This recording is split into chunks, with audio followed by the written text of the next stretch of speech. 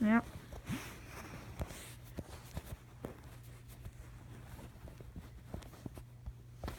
Still doesn't want to stay.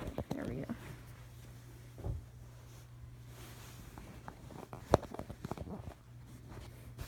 Okay. Okay. So I'm just interviewing you on your teenage life. Okay. And I'm just trying to get it compared to what it is now, basically, All right. sort of.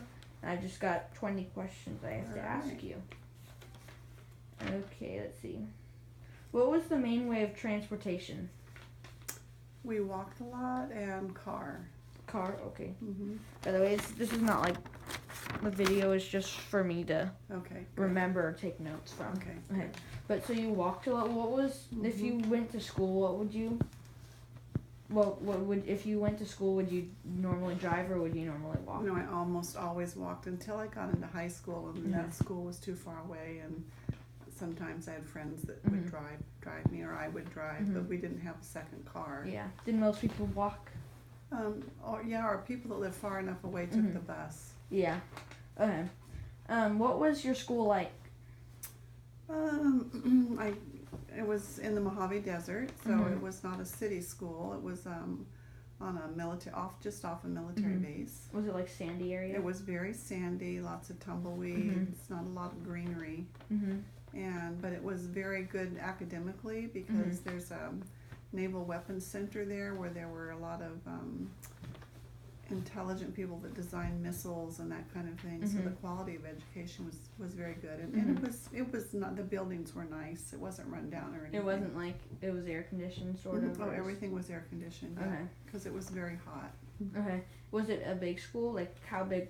Do you remember how much kids were there? I'm trying to think. There probably were maybe 300. 250, 300, so kind of a mid-size. And how close is it to your town area place? It was, I lived on the Navy base, China Lake, and then there was a town outside the base called Ridgecrest. So it was just outside the Navy base area. It was, so the city kids from Ridgecrest could go to it, and those of us that lived on the base could also go to it. Okay. Is life harder now, do you think, just for like a kid? Now, or do you think it was harder back then? Do you know? I think there are a lot more pressures on kids today. I felt like there wasn't so much materialism and kids, TV and all the media that tells you that you have to have things.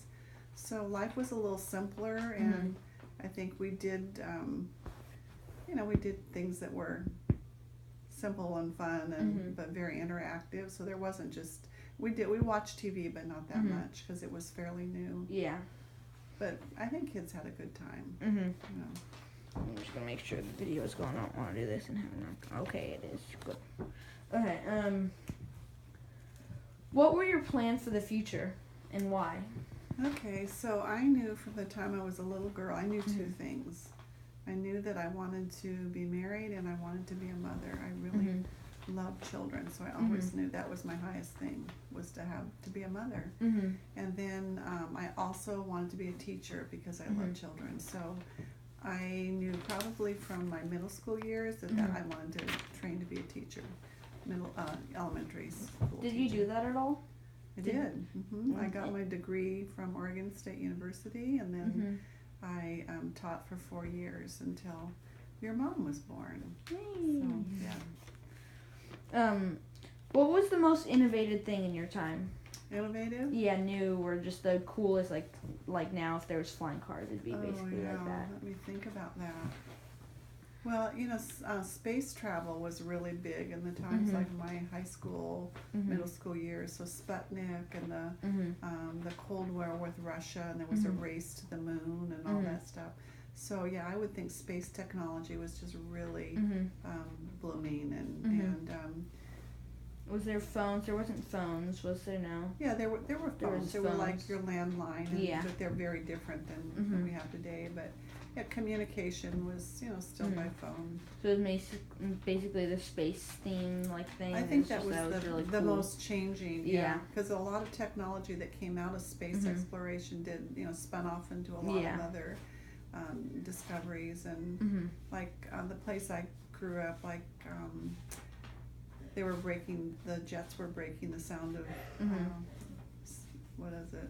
I don't know. The sound barrier. Yeah. Yeah, and they developed all these missiles and stuff. So yeah, that was probably the biggest thing. Okay. What did you do in your free time? Well, I spent a lot in high school. Spent a lot of time with friends and just hanging out like kids do today too. I enjoyed. Was on the cheer squad, so that was kind of fun.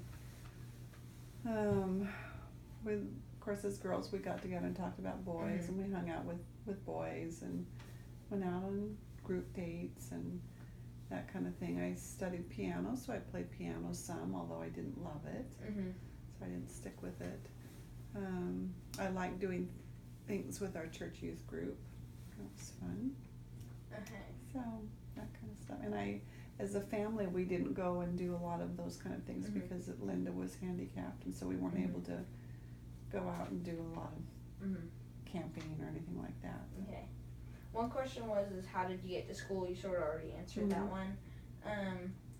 What was the fashion like as a kid? What was the biggest fashion?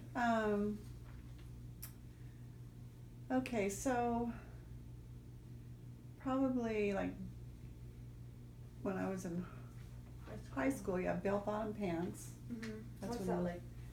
They're straight and then they bill out at the bottom. Oh yeah. And people wear those today.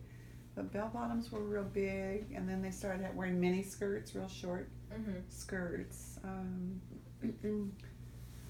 guys wore Madras plaid shirts. The surfers kind of started that. So they wore these great plaid shirts, like from India, that the colors would all bleed together. That was very cool. Then the girls got into halter tops, so they were short, and so your stomach showed. But we of course couldn't wear those to school. And one thing, it's kind of interesting that we couldn't wear pants to school. Why not? And they didn't feel like it was appropriate.